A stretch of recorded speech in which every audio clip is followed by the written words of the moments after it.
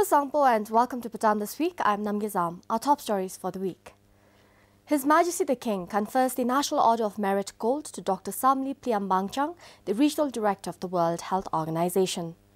The party president of Druk Pinsum Tsokpa says his new role comes with a bigger responsibility. And the results of this year's Bhutan Civil Service examinations were announced on Thursday. 62% of the graduates have qualified, scoring more than 50%. His Majesty the King conferred the National Order of Merit Gold to Dr. Samli Pliambangchang, the Regional Director of the World Health Organization. After having served for 10 years as the Regional Director of WHO, Dr. Samli Pliambangchang will be retiring in January next year. Dr. Pliambangchang was in the country on a farewell visit. Dr. Pliambangchang has, during his tenure, supported institutional capacity development in the Bhutanese health sector. The Royal Institute of Health Sciences, the Public Health Laboratory, and the Institute of Traditional Medicine are some examples. Dr. Pliambangchang says he is proud to be a recipient of the National Order of Merit Gold. I have done something for the country, and I have left something at the country level. And when the country recognized my contribution, they did a recognition of my contribution to Bhutan. That implied that I had done a good job. The newly elected Druk Pinsum Tsokpa President Dr. Pema Jamso said he was filled with mixed feelings as a huge responsibility comes with the position. He was speaking to the party's executive members after he was elected on Tuesday.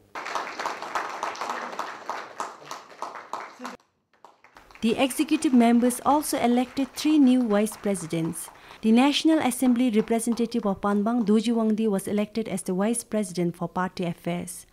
The Dramise Ngasang MP Ugin Wangdi will be looking after the parliamentary affairs, and the North Thimphu MP Kingasring was elected as the vice president for economic development affairs. The elections were held by the Thimphu Zongkak election officials using EVMs. Sonam Lhamo for BBS News. The results of this year's Bhutan Civil Service examinations were announced yesterday.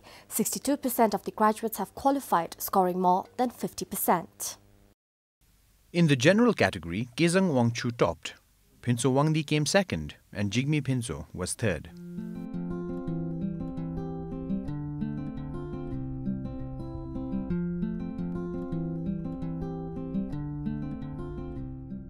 Sangi Tenzin topped the exam in the Zongka category, followed closely by Nima Dema and Tashi Wangmo.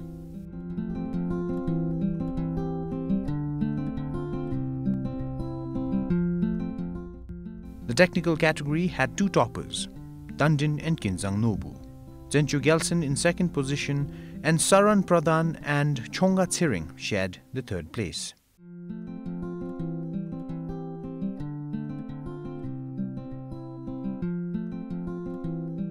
This year, a total of 1,400 graduates sat for the examinations. There were a total of 979 graduates in the general category, 7 in Zongka, and 414 graduates in the technical category. Tenzin Rapke, BBS News. My congratulations to all the toppers. Following the Supreme Court verdict, Thimphu Thomde was asked to hand over the taxi parking area near the Bhutan Oil Distributors Fuel Depot to its legitimate owner, Tashi Commercial Corporation. Now, more than 300 taxi drivers in the capital are disgruntled about their situation. This land near the Bhutan Oil Distributors Fuel Depot is now legally owned by the Tashi Commercial Corporation. With Tashi Commercial Corporation taking over the land, the taxi parking area is now shifted to Changlimitang. When BBS visited the new parking area, most of the taxis were seen lying idle, waiting for passengers. Taxi drivers said the new parking area is not viable for their business. Dato sense ibje baza chuchi da chungi duni be me te sikilip chinga chi boni jama subse juni la te parking de tab madio namse bombe du se juni la te nga chulu tab de mi se da nga taxi aba sulut la khota me sulut de tab de mi de yagira tab de se juni be la ta nalu be galen da ta na dawre shi ga chuchi bada jungle kindle limi de so kindle tab masubi gi yin khainam se theni me la te tama chimnalu te chimchonga mi suni me stab gi dopa chalo la da ngar chamch me da nga chi la khor de gara no sa antang de be be la te nga chi na de galen te na alu puchu che woni minu kai woni minu Teta rangi chinagi dosotani da te amsualu soni te telengarigi lontamni di bengale te ngachi kitami sunime te nani zumera mi mama de nabala ngachi athomphale ho jibe te elho local chapko bela te elho local chap ngale ngachi parking fee ngachi lu phosa chin te ngachi parking gi ngachi lu tente mathopchin si te ngachi parking gi fee di tremi sunimela 다야 아님지가 배워진 뉴셔랑 아치기 숨자 십장압자 되지 톱니 이라 때 달에 나 배우다루 가냐 톱니 민두 미야 온니 민두 때 아니 좀베 나 데베라데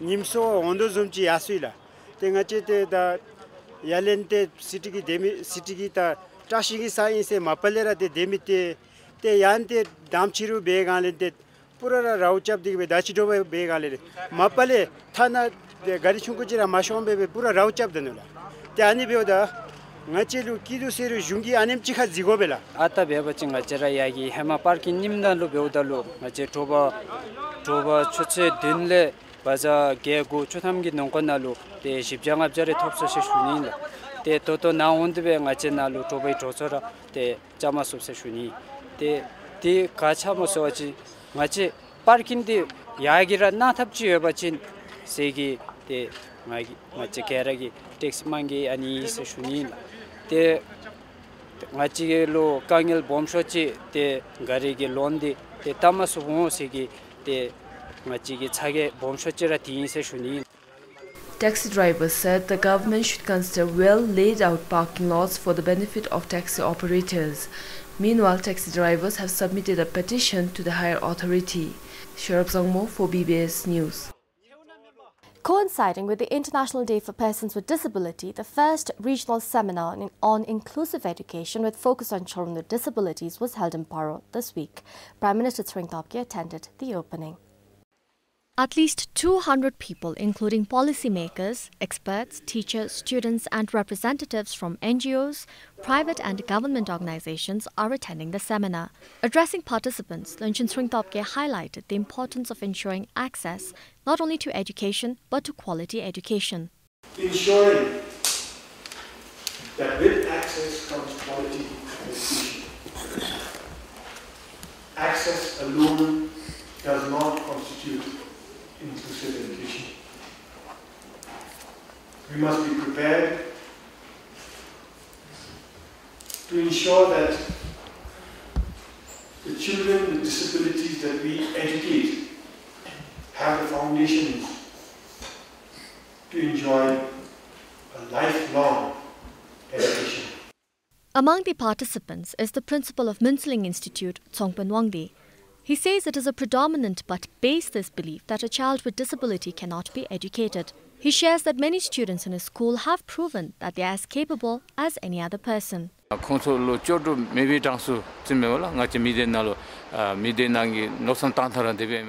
society believes that those with disabilities are incapable.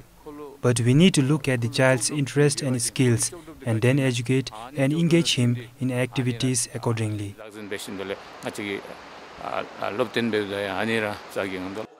The 3-day seminar will see exchange of ideas and experiences among experts and stakeholders from within and outside the country. The seminar is jointly organized by the Paro College of Education and UNICEF. For Ishikalson, Namgizam for BBS News.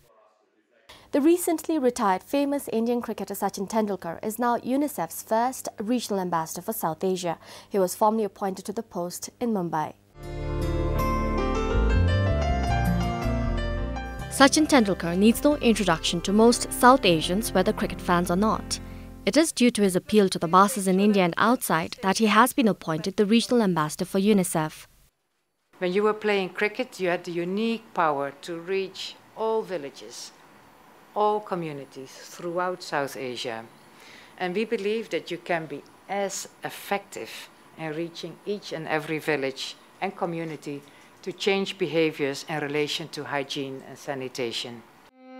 UNICEF statistics reveal that 61% of South Asians lack improved sanitation and at least 681 million South Asians practice open defecation. UNICEF's regional director did, however, share that countries like Bhutan, Bangladesh, the Maldives and Sri Lanka have been able to address health and sanitation issues to a great extent and that the numbers largely reflect the Indian population. Sachin's appointment is therefore crucial. He described his new role as his, in quotes, second innings in life and promised the same level of commitment to the role as he did to cricket.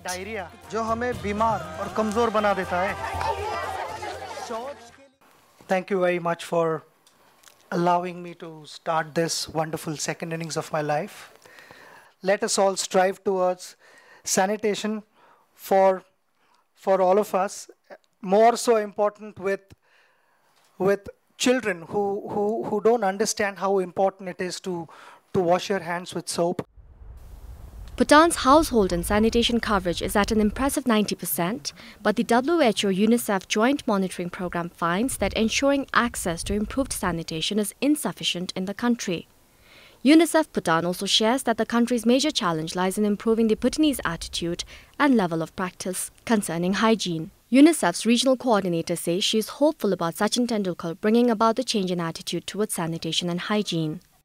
So at the end of the day, it's the mindset change. It is a change that, okay, you may have a toilet, but if you don't believe that this is important for your children to grow up healthy, then you don't use it. So we hope with Sachin, not that this is going to be a billion and billion dollar campaign. This is a campaign about transforming South Asia.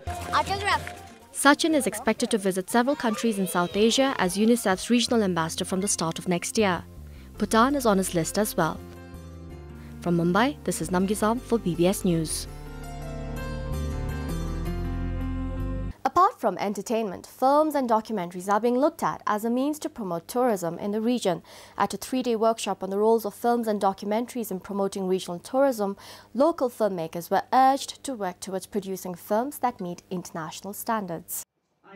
Films and documentaries can become an effective means to promote tourism, but to this to happen, the films have to be of international standard.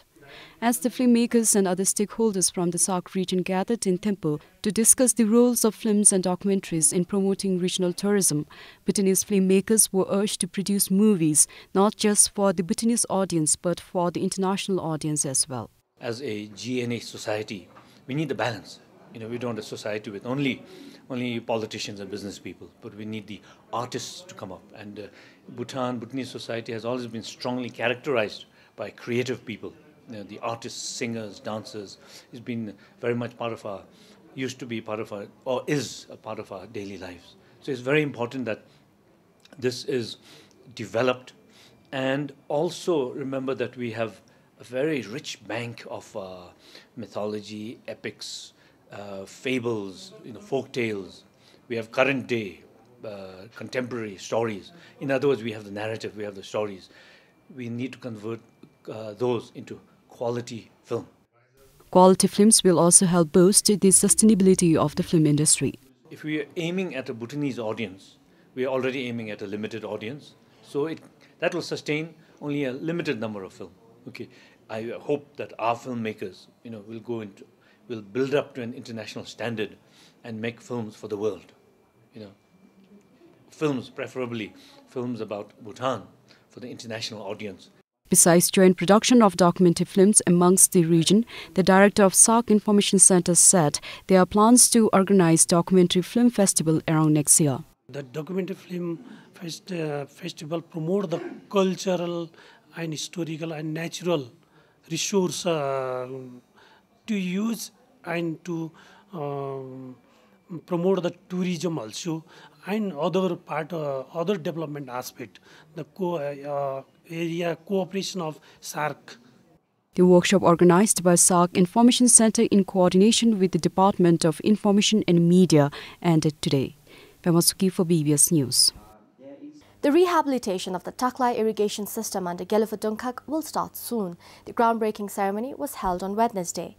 With the project in place, people are hopeful that they will be able to intensify cultivation and prevent the land from becoming fallow. Taklai irrigation system, built in 1998, is the largest irrigation channel in the country. The channel provides irrigation water to the two gyeoks of Chusagang and Sershong. Once the project is complete, farmers are hopeful that they will be able to cultivate throughout the year. This water channel has been beneficial for years, but when it rains, it gets washed away. Sometimes the channel gets washed away right after paddy cultivation, which is problematic. But now, with the plan for continuous water supply, we have high hopes we can cultivate paddy during winter too.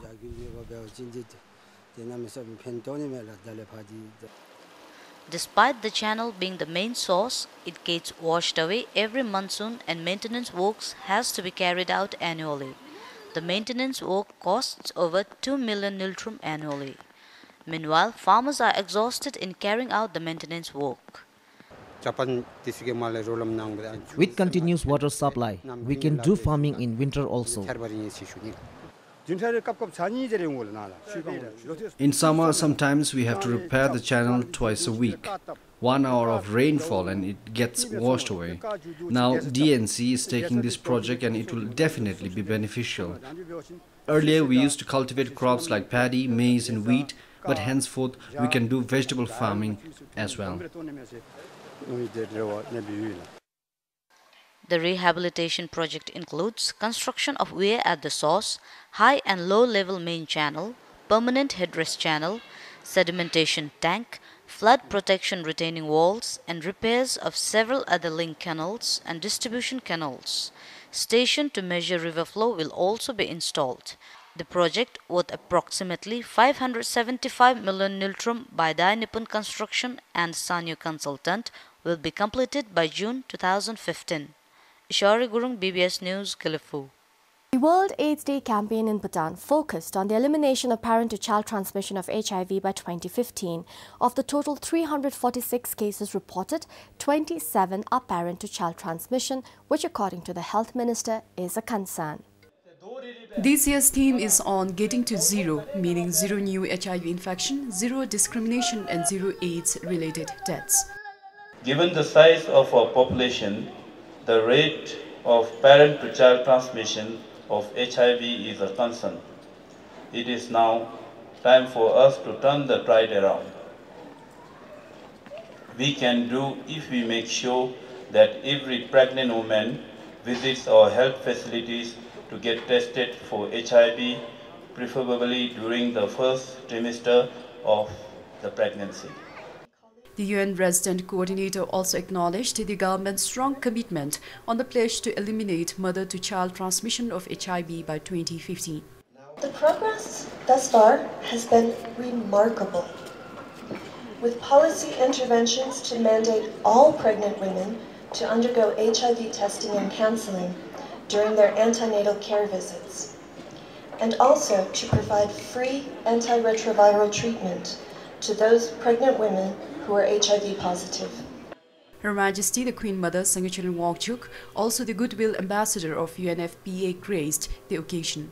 Meanwhile, Her Majesty the Queen Mother also launched the first strategic plan for Laksam for the next 5 years. The organization will work towards mitigating the impact of HIV/AIDS in the country. For prevention, Laksam will reach various entities, school-based prevention program, institutional-based prevention program, and community-based prevention program. Something like this forum, where Laksam will talk about HIV prevention. And in terms of institution, we have already done some work with some of the colleges in the country and some of the learning institutions in the country. Through this strategic plan, Laksam will provide support and care to those living with HIV/AIDS, capacity building for the members, and also a pioneer in HIV research. The first case of HIV in Bhutan was detected in 1993 through routine medical screening. 2 decades later, Bhutan has detected a total of 346 people with HIV. Currently, there are 272 people living with HIV in Bhutan. Pematsuki for BBS News. Jurme Gyeok, one of the remote Gyeoks in Mongar Dzongkhag, is now accessible. With the opening of a farm road, the people of Jurme will no longer have to walk all the way to Mongar. In the past, villagers had to walk for about a week to get to Mongar. The formal opening of the 16-kilometer farm route to Jurme from Yudari has brought smiles to the faces of the people of Jurme Gyeok. People said they can now travel to Mongar within a day. Villagers said the opening of the road will uplift the living conditions and improve socio-economic status. The Gyok Mangmi Sangedubas shared hardship they faced in the past without access to road connectivity. Initially, we used to take 5 to 6 days to reach Mongar. Then, when first road came till Kurizam, we walked about 4 days. Later, road reached to Gelpushing and we used to take minimum of 3 days. Then, road reached till Simsorong because of the Gelpushing Nanglam highway and we had to walk 2 days. Then finally, road arrived at Yudari where we had to walk at least a day. Now road arrived in our Gyok and it's very convenient for us. Meanwhile, a 5-kilometer farm road to Sankama village in the same Gyok was also inaugurated. The people of Sankama village expressed gratitude to the government for such initiative. They said people of the remote villages can now enjoy a better life.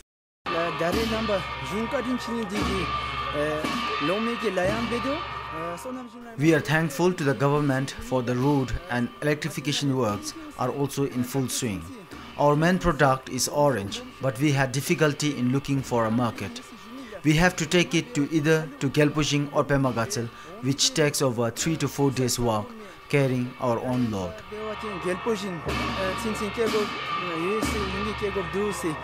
The Mongar Zongda said, with the road connectivity, people must work harder and initiate varieties of agriculture and farming activities in the villages.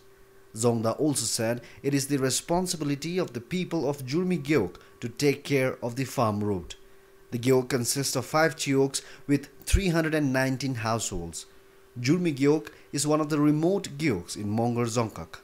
Compiled for Kingatashi, this is Tandin Finso for BBS News.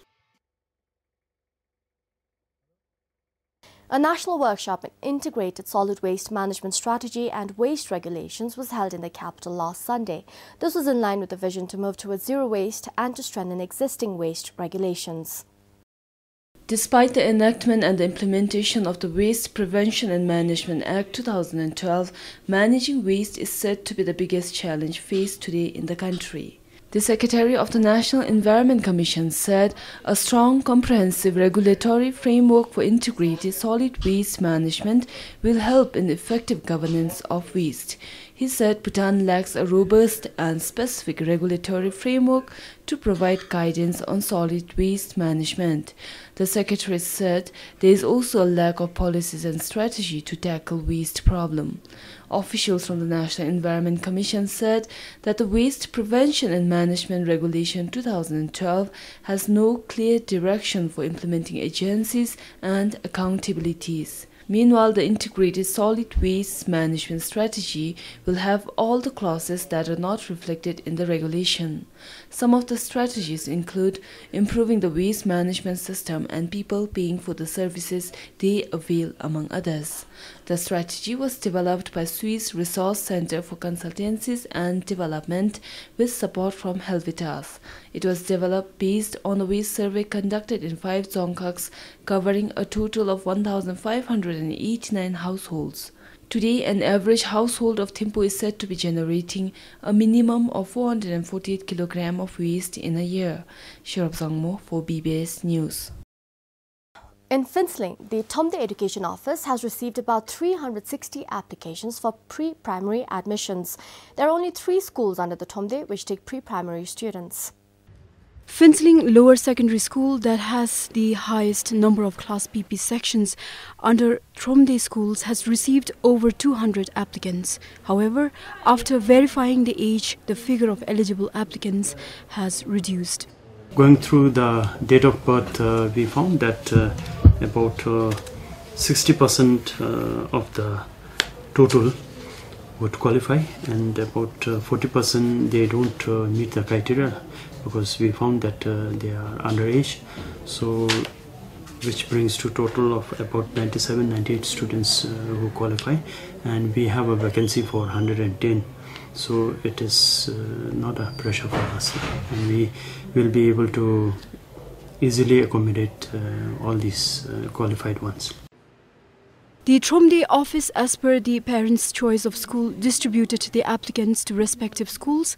The Tromde education officer, Lama Sring, said if the applicants fulfill the set criteria, then despite of the huge number of applicants, no child will be deprived of his or her right to education. We do consider that education as a right. So, though we have a pressure, in spite of that, like if a child completes 6 years plus, we do not have a restriction saying that X school will take 20, Y school will take 30. We have no restriction. Everyone who missed a 6 year plus, we are going to give our education because education is one's right, a child's right. So we have to provide. It seems Phinceling is not facing the problem of admissions in the pre-primary. Compiled for Sonamongdi, Pemal Harden for BBS News. That's all we have for you this week. Do join us again next week for another edition of Bhutan This Week. Thank you for watching. Have a good weekend.